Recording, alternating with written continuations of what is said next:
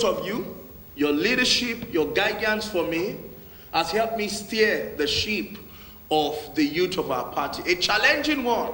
As you know, we young people are very boisterous. We have so much energy. There are things that the women would keep quiet about, but the youth, in small things, we get to spark. We have our moments, but we also have a way to come together and forge ahead to find better solutions. And the mentorship that you provided for me over the years have helped me to be able to steer the ship of the youth wing. And so, Mr. President, the second focus of our visit here, who have led my deputy youth leader and all the youth leaders from the 36th state, is because of what Martin Luther King calls the fierce urgency of now. Mr. President, all of us in this room, we had what Winston Churchill called blood, tears, and sweat in the last election. We fought vigorously to ensure that we delivered our polling unit. They abused us, they insulted us.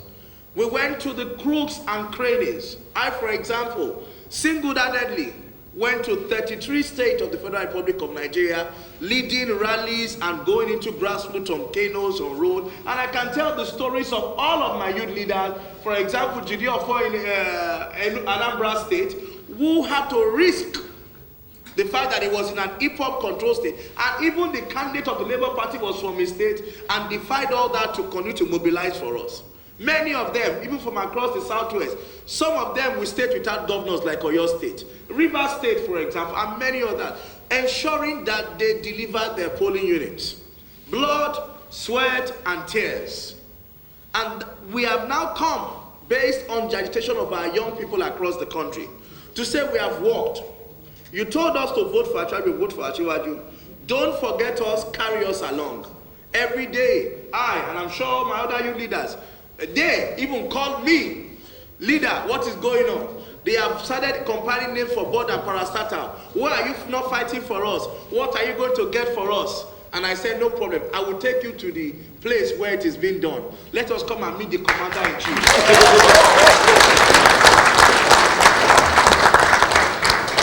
Mr. President, a committee was set up to be chaired by my Egbon to look into that board composition. We note carefully that no young person is represented on that committee. And we are demanding, sir, that you kindly look into that and have a nomination of a male and a female. Not just any male and female, sir. Youth wing of the party. I will volunteer to serve alongside any female that would love to join us. As the leader of the youth of the party. That's right. To make sure that we can push for the interest, because I went to 33 states personally, apart from traveling, and they came to us and they will keep calling. So we would love to have representation on that committee to push so that we can go back to them in 2027 and say, but we did this back for you and we did this back for you. Sir, I also want to note that there are interventions and palliatives being introduced to ensure that the impact of this fuel subsidy is mitigated. We would also like to have young people across the country at the various levels of implementation, including some of our youth as focal persons in each of the states. We have the young people who have capacity, who have experience, who have the prerequisite qualification, and they will do very well. Just tell us what you need. We will bring the CV to you. President, in the manifesto, we promised young people the Presidential Youth Advisory Council.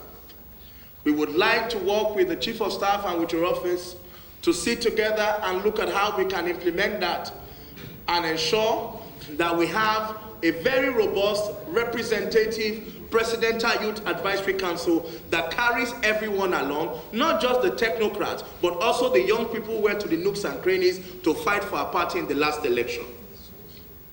Mr. President,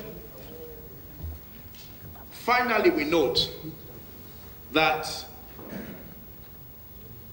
our young people form about 75% of our population. There are over 7,000 appointments in government, either boards, parastatals, agencies, and many other things across. we as the youth of the party are requesting that you kindly, as you begin to fill those positions, consider at least 15%. We're not going to be like the women asking for 35. At least 15%.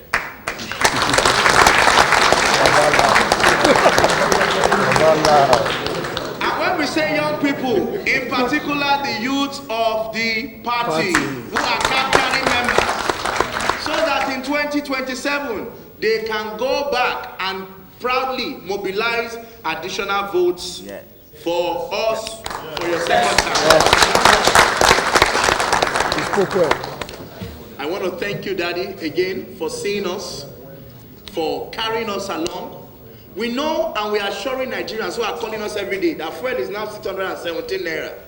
We tell them it will always get very tight before it gets better. Yes. We trust and we have full confidence in the man on the steering. We know that he has the full intention to ensure that Nigeria is on the path of greatness. It's not after Nigeria's resources. It knows what to do, but it needs to ensure that it takes a decision that will give us long-term benefit and make Nigeria like America and put an end to Jackpot syndrome. Thank you, Daddy. God bless you.